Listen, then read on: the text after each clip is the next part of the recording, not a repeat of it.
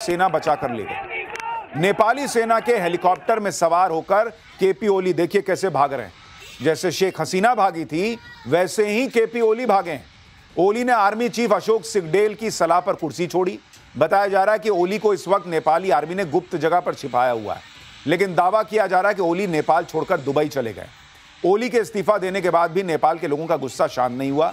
KP ओली के खिलाफ नेपाल के युवाओं के दिल में कितनी नफरत भर गई है, आप पहले इसको सुनिए, फिर आपको दिखाता हूं कि भीड़ ने आज जो किया है आपने देखेंगे तो आपके रोंगटे खड़े हो जाए। इसका मोटिव यही है कि ओली को रिजाइन करें। नहीं, उसको रिजाइन करने से कल जो जितने लोग मरे थे वो वापस आ जाएंगे क्या? तो क्या चाहते हैं आप लोग? वो उसे ना इसी तरह से, जिस तरह से टायर जलाया गया है ना, उसी तरह से जला देंगे ना तो वो खुश हो जाएंगे, सब खुश हो जाएंगे। इसी तरह के भी ओली को जलाएंगे ना तो सब खुश हो जाएंगे। वरना उसको रिजाइन करने से, उसने राजीनामा देने से कुछ नहीं होने वाला। कल जो लोग थे वो वापस आएंगे क्या? जितने मरे बेचारे, इतने सारे छोटे छोटे बच्चे मर गए थे, वो वापस आ जाएंगे क्या? इसीलिए उसे राजीनामा देने की जरूरत नहीं है। खुद अपने आप को आग लगा दे, वो अच्छा बात होगा। फिर सब लोग खुश हो जाएंगे, कोई कुछ नहीं बोलेगा। यही चाहते हैं बस। भी हो जाए, केपी ओली को मरना चाहिए। उसको हम मार दूंगी, अभी की अभी मैं मारूंगा, मैं देख लो, मैं मारूंगा केपी ओली को, मैं मारूंगा। इतना सानो बच्चा मैं मारूंगा, मैं मेरा 24 वर्ष एज है, मैं मारूंगा, मैं सिंगल मारूंगा, मैं सिंगल। वो खाली आ जाए यहाँ पर, मैं मारूंगा। आप लोगों का गुस्सा देखिए। कहा जा रहा है ये जेन जी का आंदोलन है, ये सारे यूथ हैं, युवा हैं, पढ़ने लिखने वाले लोग हैं, लेकिन आप इनका गुस्सा देखिए। कह रहे हैं कि मैं देश के प्रधानमंत्री केपी ओली को मैं मार दूंगा। वो लड़की कह रही है कि उसको जिंदा जला देंगे सड़क पर। केपी ओली को तो समय रहते सेना ने बचा लिया, लेकिन नेपाल में भीड़ का आज जो गुस्सा दिखा उससे कोई बचने वाला नहीं। जिस तरह से संसद भवन को जेन जी ने फूंक डाला, उससे घंटों तक संसद भवन जलता रहा।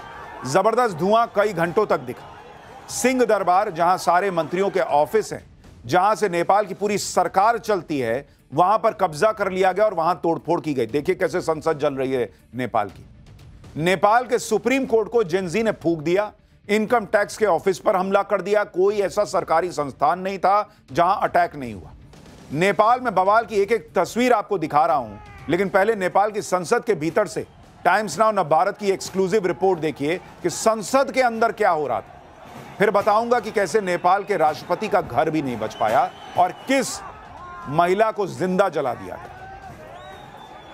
तो देखिए किस तरीके से अभी भी जो है कमरों में आग लगी हुई है, अभी भी ये सब कुछ जल रहा है। और ये तमाम लोग जो यहाँ पे पहुंचे हुए हैं, वो उनका मानना है कि जो उम्मीद थी, जिसके लिए लड़ाई थी, वो पूरा कर ली है। देखिए ये गाड़ियां हैं जो आग के हवाले कर दी गई हैं। इसके अलावा देखिए कमरों के अंदर आग है, बिल्कुल हर तरफ जो है आग ही आग है। आपको आग और धुआं, यही दो चीजें जो है ये पूरे पार्लियामेंट के अंदर दिखाई देंगी। जो संसद है उसको आग के हवाले कर दिया गया है इस वक्त, और लगातार ये तस्वीरें आपको यहां दिखाई देगी। हर तरफ आग और धुआं है। ये हालात जो है वो नेपाली संसद का है, जो पार्लियामेंट हाउस है इनका, वहां के हालात है। ये व्यवस्था परिवर्तन की बात कर रहे हैं और पूरे परिवर्तन में आपको दिखाई देगा किस तरह से पूरे इस इलाके को आग के हवाला किया। देखिए पूरा जो है आपको सिर्फ धुआं ही धुआं दिखाई देगा हर तरफ। सिर्फ संसद भवन की बात नहीं है, भीड़ ने तो वहां के राष्ट्रपति का घर भी नहीं छोड़ा। प्रदर्शनकारियों का गुस्सा राष्ट्रपति रामचंद्र पौडेल के घर पर फूटा। प्रदर्शनकारियों ने राष्ट्रपति पौडेल के घर पर भी कब्जा किया और उनके घर को आग लगा दी। इस वीडियो में आप नेपाल के राष्ट्रपति आवास को जलते हुए देख सकते हैं कि प्रेसिडेंट का घर जला दिया। ऐसा नहीं है कि सिर्फ मौजूदा सरकार के मंत्रियों पर ही गुस्सा फूटा, सिर्फ उन्हीं की पिटाई हुई या उन्हीं के घर जलाए गए। चाहे मौजूदा मंत्री हो या पूर्व नेता, सब पर भीड़ का गुस्सा फूटा। पूर्व प्रधानमंत्रियों के घरों पर भी अटैक हुआ और इसलिए भी सवाल उठ रहा है कि अगर मौजूदा सरकार के खिलाफ गुस्सा था तो समझा जा सकता है सारे पूर्व प्रधानमंत्री, नेता, सब पर गुस्सा कैसे। इस वीडियो में प्रदर्शनकारी जलते हुए टायर जिस घर के अंदर फेंक रहे हैं, यह घर नेपाल के पूर्व प्रधानमंत्री पुष्पकमल दहल प्रचंड का घर है। नेपाल के एक और पूर्व प्रधानमंत्री हैं झलनाथ खनाल। उनकी पत्नी को तो जिंदा जला दिया लोगों ने। पूर्व प्रधानमंत्री झलनाथ खनाल के घर में भी आगजनी हुई। प्रदर्शनकारियों की भीड़ ने उनके घर को आग के हवाले कर दिया। जिस वक्त झलनाथ खनाल के घर को आग लगाई गई, उनकी पत्नी राज्य लक्ष्मी चित्रकार घर में ही थी। दावा किया जा रहा है कि प्रदर्शनकारियों ने झलनाथ खनाल की पत्नी को घर के अंदर बंद करके आग लगा दी, जिनकी जिंदा जलकर मौत हो गई। और इसलिए सवाल उठ रहा है कि क्या यह जेन ज़ी का सिर्फ प्रदर्शन है या इसके पीछे बहुत बड़ी साजिश है? ये कौन से युवा हैं जो किसी को जिंदा जला दे रहे हैं? आपका गुस्सा हो सकता है, समझ में आता है, लेकिन आप किसी को घर में बंद करके महिला को जिंदा जला रहे हैं। पूर्व प्रधानमंत्री की पत्नी है, यही दोष है। आप कह रहे हैं कि ओली को मैं सड़क पर मार दूंगा, मैं जिंदा जला दूंगा। इसी तरह से आप देखिए कि नेपाल के पूर्व पीएम शेर बहादुर देउबा भी भीड़ के गुस्से का शिकार बने। यह वीडियो देउबा के घर पर हमले के वक्त का है, जब प्रदर्शनकारियों ने उन पर और उनकी पत्नी पर हमला कर दिया। इस हमले में जो वीडियो सामने आए हैं उसमें भीड़ देउबा और उनकी पत्नी को पीट रही है और वो लहूलुहान हालत में दिख रहे हैं। ये पूर्व प्रधानमंत्री हैं नेपाल के देउबा, और उनकी पत्नी आरजू देउबा नेपाल की विदेश मंत्री भी हैं। आप सोचिए, किस महिलाओं को भी नहीं छोड़ा जा रहा भाई, उनको भी मारा पीटा जा रहा है, जिंदा जला दिया जा रहा है। नेपाल में 3 बड़े और मुख्य राजनीतिक दल हैं और तीनों के ही खिलाफ नेपाल में प्रदर्शनकारी बवाल काट रहे हैं। आज प्रदर्शनकारियों ने ओली की पार्टी सीपीएन यूएमएल के दफ्तर पर भी अटैक किया। वहां पहले जमकर तोड़फोड़ मचाई और उसके बाद दफ्तर की बिल्डिंग को आग के हवाले कर दिया। काठमांडू में प्रदर्शनकारियों ने कम्युनिस्ट पार्टी के मुख्यालय पर भी धावा बोल दिया और कम्युनिस्ट पार्टी का झंडा फाड़ दिया। इसका वीडियो भी वायरल हो रहा है। प्रदर्शनकारियों की भीड़ ने आज नेपाल कांग्रेस के दफ्तर पर भी अटैक किया, पहले जमकर तोड़फोड़ मचाई और फिर पूरी बिल्डिंग को आग के हवाले कर दिया। सवाल इस अराजकता पर भी उठ रहे हैं, क्योंकि सरकार के खिलाफ गुस्सा तो समझ में आता है, लेकिन बाकी नेताओं के घर जला देना, सुप्रीम कोर्ट जला देना, होटल जला देना, मीडिया के ऑफिस जला देना, बैंक लूट लेना। भाई बैंक क्यों लूट रहे हो तुम? अगर तुम देश को बचाने की लड़ाई लड़ रहे हो तो देश के बैंक क्यों लूट रहे हो? जेल से कैदियों को छुड़ा लिया गया, जैसे बांग्लादेश में आपको याद होगा खूंखार कैदी जेल से छुड़ा लिए गए थे। सेम पैटर्न नेपाल में दिख रहा है, वहां भी कैदी जेल से छुड़ा लिए गए। ये कौन सा प्रदर्शन है बॉस? ये लोगों को समझ में नहीं आ रहा है कि ये क्या सिर्फ जेन ज़ी का आंदोलन है या ये हाईजैक हो चुका आंदोलन है। सवाल पूछा जा रहा है कि शांतिपूर्ण तरीके से शुरू हुए प्रदर्शन को भड़काया किसने और इस लेवल पे कौन ले गया है कि लोगों को जिंदा जला देने में इस भीड़ को आनंद आ रहा है? किसकी साजिश है इसके पीछे? क्योंकि आप ये देखिए कि काठमांडू में प्रदर्शनकारियों ने सुप्रीम कोर्ट में आग लगाई। नेपाल में विरोध के नाम पर काठमांडू के हिल्टन होटल को आग के हवाले कर दिया। होटल क्यों जलाए भाई? होटल का क्या काम? देश में आपको लगता है भ्रष्टाचार है, आपको लगता है सोशल मीडिया क्यों बंद कर दिया? होटल ने क्या किया था तुम्हारा? होटल क्यों जला दिए? नेपाल के सबसे बड़े मीडिया हाउस की बिल्डिंग को आग लगा दी। जहां नेपाल के बड़े अखबार काठमांडू टाइम्स, कांतिपुर पब्लिकेशन जैसे मीडिया हाउसेस के दफ्तर हैं, देखिए उसको फूंक दिया। मतलब कोई सिरपैरी नहीं दिख रहा है इस आंदोलन का। अब जिसको मन उसको आग लगा दे रहे हैं, जिंदा जला दे रहे हैं। खबर है कि प्रदर्शनकारियों ने अब बैंकों को भी निशाना बनाना शुरू किया। काठमांडू में राष्ट्रीय वाणिज्य बैंक और हिमालयन बैंक को निशाना बनाया गया, जहां लोगों ने बैंक में घुसकर तोड़फोड़ मचा दी और लूटपाट कर दी। ये कौन सा जेन ज़ी है भाई जो बैंक में लूटपाट कर रहा है, लोगों को जिंदा जला रहा है? नेपाल में जो विरोध प्रदर्शन सोशल मीडिया बैन के खिलाफ शुरू हुआ, फिर इसने भ्रष्टाचार के खिलाफ आंदोलन का रूप लिया। उसने नेपाल में आज अराजकता मचा के रख दी। नेपाल में कानून व्यवस्था किस तरह पूरी तरह ध्वस्त हो चुकी है, आप तस्वीरें देखिए। ये तस्वीरें काठमांडू की कैलाली जेल की हैं, जहां प्रदर्शनकारियों ने अटैक कर दिया और जेल की गाड़ियां तोड़ दी।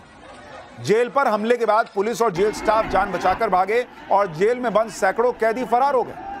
अब अगर ये आम लोगों का आंदोलन है, ये कौन से आम लोग हैं बॉस जो कैदी को छुड़ा ले रहे हैं?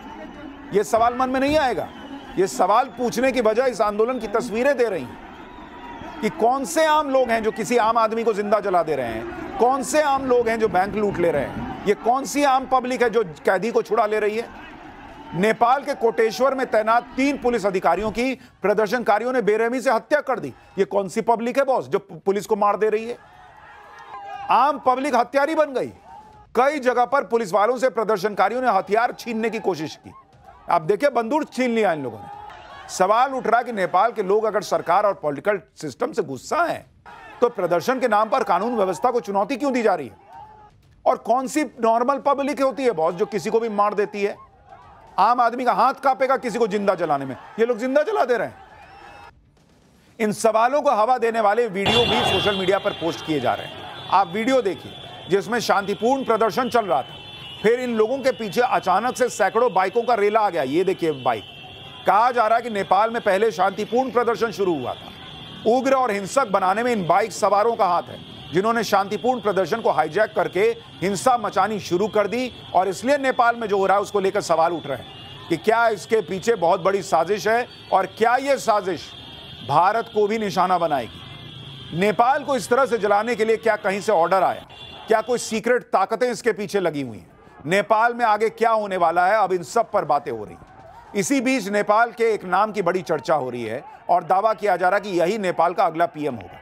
कहा जा रहा है कि नेपाल के युवा बालेन्द्र शाह को नए पीएम के तौर पर देखना चाहते हैं। ये बालेन्द्र शाह हैं। बालेन्द्र शाह बालेन शाह के नाम से जाने जाते हैं। बालेन शाह काठमांडू के मेयर हैं। जेन सी प्रदर्शन में जब सड़कों पर युवा उतरे तो बालेन ने फेसबुक पर लिखा था कि उनका पूरा सपोर्ट प्रदर्शनकारियों के साथ है। अब यह समझिए कि बालेन शाह है कौन और क्यों नेपाल के युवाओं को बालेन शाह में ही भविष्य का नेता दिख रहा है। बालेन शाह ने राजनीति में आने से पहले एक रैपर और कलाकार के तौर पर अपनी पहचान बनाई थी। रैप के जरिए युवाओं के मुद्दों को, उनकी परेशानियों को आवाज दी। इस वजह से बालेन शाह युवाओं में बहुत मशहूर हैं। बालेन शाह ने सिविल इंजीनियरिंग में अपना करियर बनाया। साल 2022 में वो मेयर का चुनाव निर्दलीय लड़े और बड़ी बड़ी पार्टियों को हराकर चुनाव जीता। दावा है कि मेयर के तौर पर उन्होंने साफ सफाई, स्कूली शिक्षा में सुधार पर काम किया।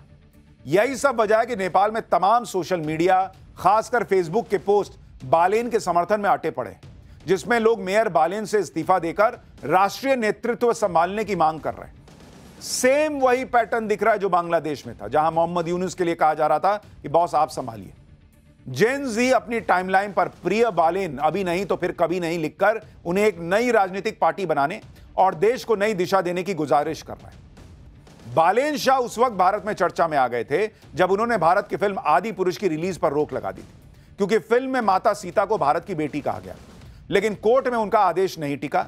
इसके अलावा बालेन शाह वो व्यक्ति हैं जो अपने ऑफिस में ग्रेटर नेपाल का मैप लगाते हैं, जिसमें उत्तराखंड, हिमाचल प्रदेश और सिक्किम के कुछ हिस्सों को नेपाल का बताया गया है। इसके अलावा जब KP Sharma Oli SCO meeting के लिए चीन जाने वाले थे तो बालेन ने यह मांग रखी थी कि केपी शर्मा ओली लिपुलेख का मुद्दा चीन के सामने उठाए। लिपुलेख भारत का हिस्सा है जिससे नेपाल अपना बताने में लगा हुआ है।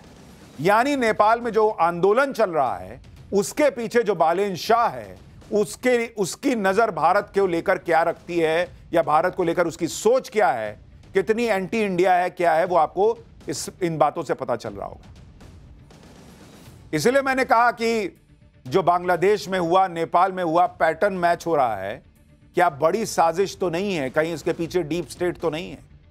बालेन शाह के बारे में एक और दिलचस्प चीज है कि वो सिर्फ नेपाल ही में ही नहीं, इंटरनेशनली भी बहुत मशहूर है। कुछ लोग तो उन्हें अमेरिका का भी करीबी बताते हैं। साल 2024 में बालेन शाह ने नेपाल में अमेरिका के राजदूत से मुलाकात भी की। साल 2023 में बालेन शाह को टाइम मैगजीन ने टॉप 100 उभरते नेताओं की लिस्ट में डाला था। सिर्फ इतना ही नहीं, न्यूयॉर्क टाइम्स ने बालेन की तारीफ वाला आर्टिकल छापा था। यानी बालेन शाह को अमेरिका बहुत पंप करता रहा है। और इसलिए सवाल उठ रहा है कि क्या जो कहा जाता है कि अमेरिका ने, डीप स्टेट ने पहले बांग्लादेश में अपना